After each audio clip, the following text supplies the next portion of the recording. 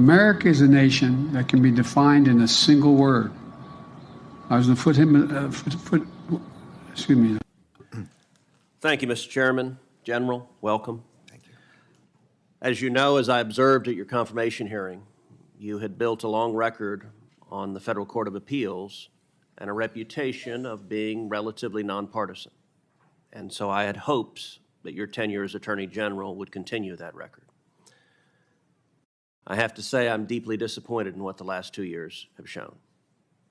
In my judgment, the Department of Justice has been politicized to the greatest extent I've ever seen in this country. And it has done a discredit to the Department of Justice, to the FBI, and to the administration of law in this country. Let me start with a simple question. General Garland, is it a federal crime to protest outside of a judge's home with the intent of influencing that judge as to a pending case? The answer to that is yes, but I also want to at least respond to your characterization of the department, which Sure. I vigorously disagree with. I believe the men and women of the department pursue their work every single day in a nonpartisan and an appropriate General way. Garland, there are thousands of men and women who do that, and I'll tell you, I hear from prosecutors at the Department of Justice, I hear from agents at the FBI who are angry that it is treated as the enforcement arm for the DNC instead of upholding the law in a fair and even-handed manner. So you are right, there are thousands of men and women that are doing the job, but it is the political leadership that you're responsible for. So you just said, yes, it's a crime to protest at the home of a judge.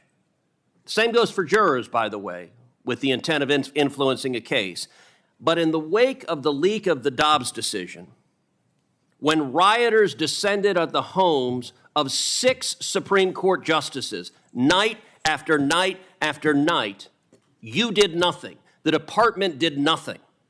When extremist groups like Ruth Sent Us and Jane's Revenge openly organized campaigns of harassment at the homes of justices, you sat on your hands. When these same groups posted online information about where the justices worship, or their home addresses, or where their kids went to school, you again sat on your hands and did nothing.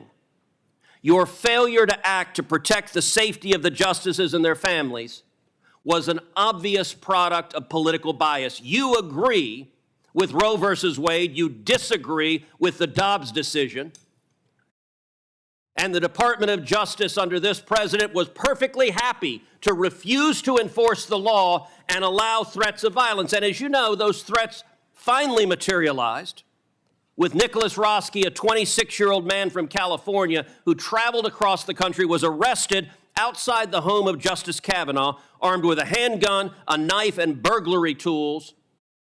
And he said he came there to kill Justice Kavanaugh because he was enraged by the leaked opinion. Now, of course, you're prosecuting that individual for attempted murder, but did you bring even a single case to enforce this law, or did the Department of Justice decide this law doesn't apply if it's harassing justices for an opinion we don't like?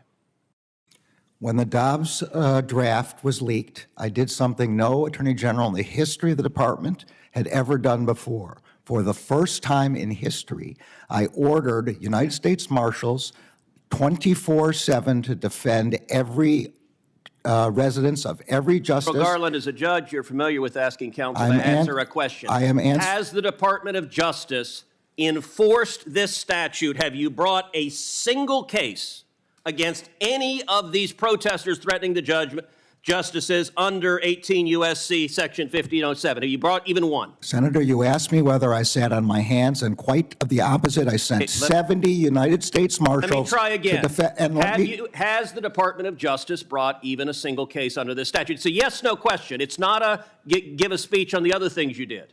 The job of the United States Marshals is to defend the lives of the answer is no. Is to defend the lives of the justices And that's their number one priority. They have Why are you unwilling to say no? The answer's no. You know it's no. I know it's no. Everyone in this hearing room knows it's no. You're not willing to answer a question. Have you brought a case under this statute? Yes or no? As far as I know, we haven't, and what we have done is defended the lives of the justices with over 70 U.S. Marshals. How do you decide which criminal statutes the DOJ enforces and which one it doesn't? The United States Marshals know that they have full authority. I recognize you want to give a separate speech. No, I don't want to give How do you decide which statutes you enforce and which ones you don't? The Marshals on scene make that determination in light of the priority of defense. The Marshals do not make a determination over whether to prosecute. You, the Attorney General, make a determination, and you spent 20 years as a judge, and you're perfectly content with justices being afraid for their children's lives, and you did nothing to prosecute it. Let's shift to another area. Can I answer the question? No, you cannot. You have refused to answer the question. I am answering your question. The Attorney General does not decide whether to arrest. How did you choose not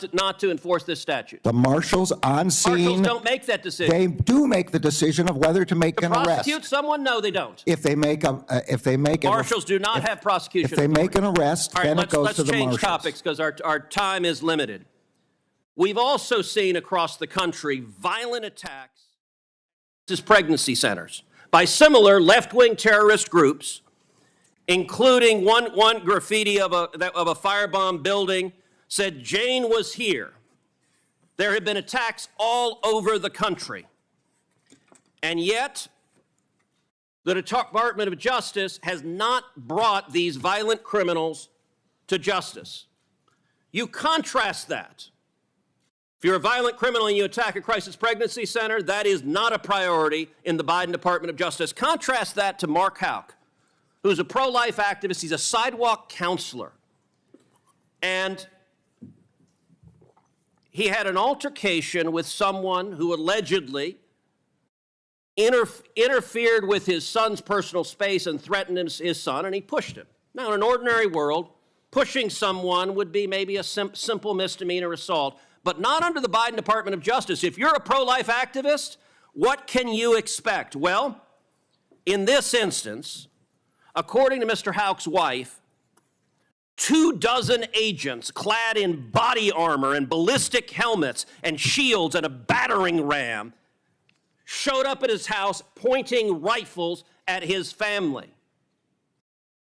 Why do you send 24 agents in body armor to arrest a sidewalk counselor who happens to be pro-life, but you don't devote resources to prosecute people who are violently firebombing crisis pregnancies? It is a priority of the department to prosecute and investigate and find the people who are doing those firebombings. They are doing it at night and in secret. And we have found one group which we did prosecute. You found one. How many have there been? How many attacks? There have been a lot. And if you have any information specifically as to who those people are, we would be glad. We would be glad to have that. Did you personally authorize 20 agents going to Mr. Houck's house? And he offered to turn himself in through counsel, but you didn't want that. The Department of Justice wanted to make a show of it. Did you personally authorize it? And do you want to apologize to Mrs. Houck and her 7 children for being terrorized? The decisions about how to do that are made at the level of the FBI agents on scene. Did you know about it? I did not know about it until the way you're describing it. And my understanding is the FBI disagrees with that description. Was it a mistake? Senator's time has expired. I'm going to allow the witness to respond to any of the questions that were asked. Was it a mistake? I'm going to chair the committee, Senator. I'm sorry you're not. You said you'd allow him to respond. I repeated the question I asked, which is, was it a mistake to send 20 agents to arrest him at the crack of dawn? You had your time and more You just than said you're going to allow him to respond. You just said, I'm going to allow him to respond to the question, so I repeated the question. Was it a mistake? That was the pending question. You want to ask, I'll ask the questions I want. That's the question I had already asked. Well, you just said you'd let him respond. I'm going to let him respond right now. Please don't interrupt him. Thank you. The decisions about how to do tactical arrests are made by the FBI agents in the field. The FBI has publicly stated that it disagrees with the description you gave of what happened in that example. That's the best I can answer. At this point, we're going to